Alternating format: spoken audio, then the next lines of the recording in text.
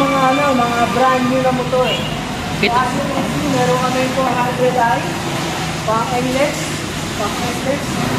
Ito pala yung patalas na style. Ito pala yung aming mga magagandang sales lady. Oh, lapitan mo. Ito sila.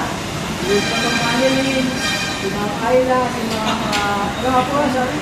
Ma'am Jenny. Ito po aming mga nagagandang mga sales. No? Yung isa. Ang mga baychan, si Ma'am Ayla.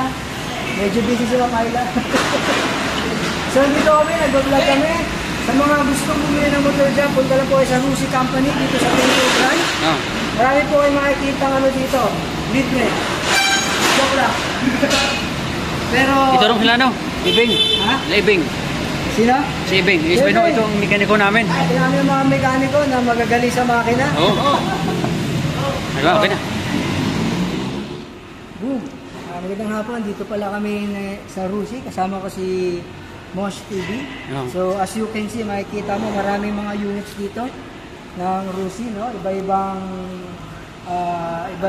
mga klase ng motor, no? So may mga second hand, sa taas may mga nandun yung mga brand new. So tara, ikot tayo, tingnan natin dito yung ano. Unang-una, meron pa tayo din second hand na Sigma, no? Gamma. Gamma. Ganda naman katawan, makinis pa. Matitingnan nyo, no?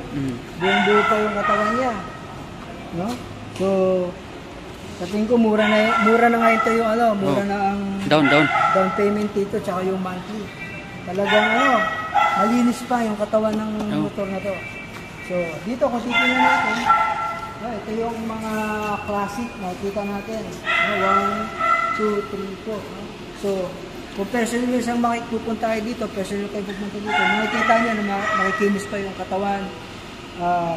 Maganda ba yung takbo ng makina, no?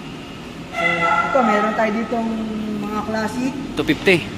250. Oo, 250. No? Tapos dito, meron tayo ditong mga, kung nagninegosyo ka, no? Oo. Meron kang sidecar. Ito, mga second hand na, ano, mga motor.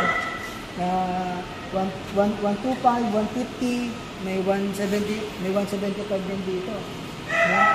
Maganda yung mga, ano, mga motor na to.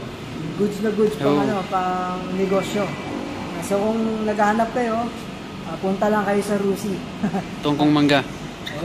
Sa Tungko, no? So dito, sa taas, kung makikita mo, yan yung mga brand nyo natin. Yan, makikita mo, may mga pang negosyo talaga na magagamit mo sa motor. Sa pagninegosyo mo. Yan, meron, hanggang din yan, sa dulo. Makikita mo dyan. Pag-akit po kayo sa taas, nandun yung mga brand nyo natin.